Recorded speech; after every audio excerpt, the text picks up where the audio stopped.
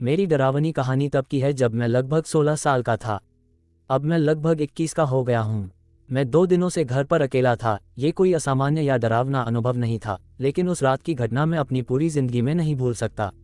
रात के लगभग 11 बजे मैं अपने दोस्त से फ़ोन पर बात कर रहा था, तभी मैंने बाहर से एक अजीब आवाज़ सुनी। ऐसा लगा जैसे कोई या कुछ कूड़ेदान को मार रहा हो। मैंने सोचा शायद पड़ोसी की बिल्ली होगी। मैंने अपने दोस्त को इसके बारे में बताया और वो हंसने लगी, कहने लगी शायद ये कोई भूत है। हमने इस पर हंसी मजाक किया। करीब 1 घंटे बाद हमने अपनी बातचीत खत्म की। मैं नीचे जाकर यह सुनिश्चित किया कि सारे दरवाजे बंद हैं और फिर सोने की तैयारी की। मैंने अपने दांत साफ किए और सारे लाइट्स बंद कर दिए। जब मैं बिस्तर में लेटा हुआ था, मुझे याद आया कि मैंने अपना फ़ोन नीचे छोड़ दिया है और मुझे उसे लाना पड़ेगा। जब मैं सीढ़ियों से नीचे उतरा, मैंने लिविंग रूम की बड़ी खिड़की से बाहर देखा और डर से जम गया।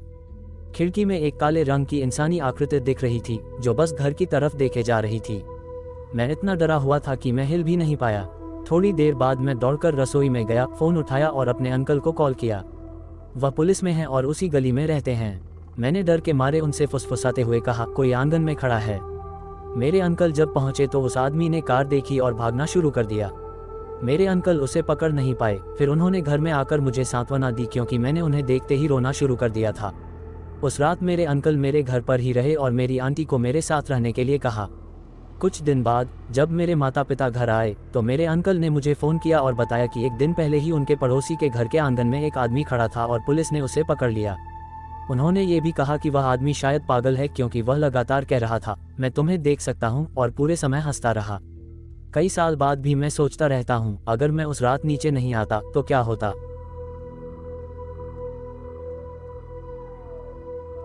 मेरे पिताजी और मैं जर्मनी में अपने मल्टी फैमिली घर में रहते हैं। मेरे पिताजी को फेफड़ों की गंभीर बीमारी है, जिसमें उनके फेफड़े अत्यधिक बलगम बनाते हैं और इसे फंसा लेते हैं। इस कारण उनके फेफड़े सही से काम नहीं कर पाते। ये सामान्य है कि उन्हें हर 2-3 हफ्ते में एम्बुलेंस से अस्पताल ले जाना पड़ता है, क्योंकि उन्हें सांस लेने में परेशानी होती है। पिछले सप्ताह ऐसा ही हुआ। मैंने एम्बुलेंस बुलाई और उन्हें अस्पताल ले जाया गया। यह मेरे लिए सामान्य था, क्योंकि पिछले 6 महीनों में ऐसा कम से कम 10 बार हो चुका था। मंगलवार को रात में उन्हें अस्पताल ले जाया गया और मैंने इसके बाद सोने की कोशिश की। अगले दिन जब मैं काम पर गया तो पिताजी का एक संदेश मिला कि उन्हें शुक्रवार तक अस्पताल में रहना पड़ेगा। बुधवार की शाम जब मैं काम से घर लौटा और खेल खेल रहा था, तभी किसी ने दरवाजे की घंटी बजाई। यह असामान्य था, क्योंकि हमारे यहाँ बिना बताए कोई नहीं आता। जब मैंने दरवाजा खोलने के लिए बटन दबाने का सोचा तो मुझे दरवाजे के पास 2 आवाज़ें सुनाई दी। मैंने पूछा, कौन है? एक पल के लिए चुप्पी थी, फिर एक आवाज़ आई, माइका, मैं हूँ। मैंने अपनी चाबी भूल गई। दरवाज़ा खोलो। मुझे अजीब लगा, क्योंकि पिताजी मुझे कभी माइका नहीं बुलाते, वे मुझे मिक्की कहते हैं। मुझे संदेह हुआ और मैंने पिताजी को फ़ोन किया। अगर वह दरवाजे के बाहर होते तो उनका फ़ोन बजना चाहिए था, लेकिन फ़ोन अस्पताल में ही उठा। अब मुझे यकीन हो गया कि दरवाजे के बाहर कोई और है। मैंने धमकी दी कि मैं पुलिस को बुला रहा हूँ और दरवाजे के पास चाकू लेकर खड़ा हो गया। ये सुनकर वे दरवाजे पर लात मारने लगे, लेकिन अंत में वे भाग गए। मैंने खिड़की से देखा, लेकिन वे जल्दी से गायब हो गए।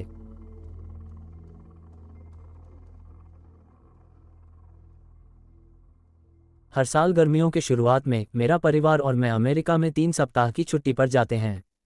हम हमेशा मजे करते हैं, लेकिन इस बार कुछ ऐसा हुआ जिसने हमें सतर्क कर दिया।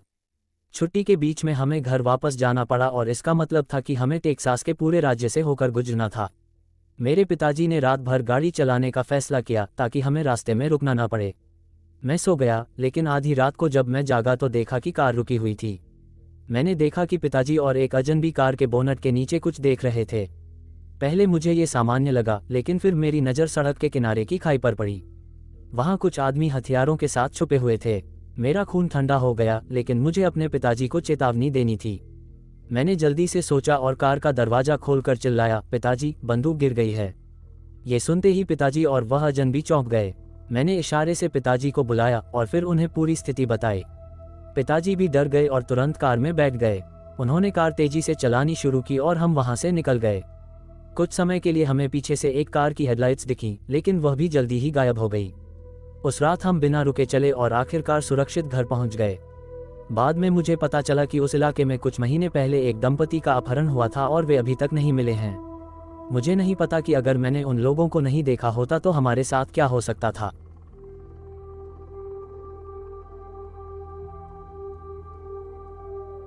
मैं एक लंबे दिन के काम के बाद घर लौट रहा था। रात का समय था और सड़कें खाली थीं। अचानक मुझे ब्रेक लगाकर रुकना पड़ा क्योंकि एक महिला जो लगभग 20-25 साल की थी सड़क के बीच में खड़ी थी। कुछ सेकंड के बाद वह मेरी कार की तरफ आने लगी। वह मेरे पास आकर बोली, मेरा कार का पेट्रोल खत्म हो गया है और फ़ोन भी बंद हो गया है। अगला पेट्रोल पंप 5 मील दूर है, क्या आप मुझे वहाँ छोड़ सकते हैं? मैं थोड़ी देर के लिए सतर्क हो गया, लेकिन फिर उसे कार में बैठने के लिए कह दिया। वह अंदर बैठ गई और मैंने कार शुरू की। वह कुछ नहीं कह रही थी और माहौल थोड़ा अजीब हो गया। मैंने उससे उसका नाम, काम आदि पूछने की कोशिश की, लेकिन उसने कोई जवाब नहीं दिया।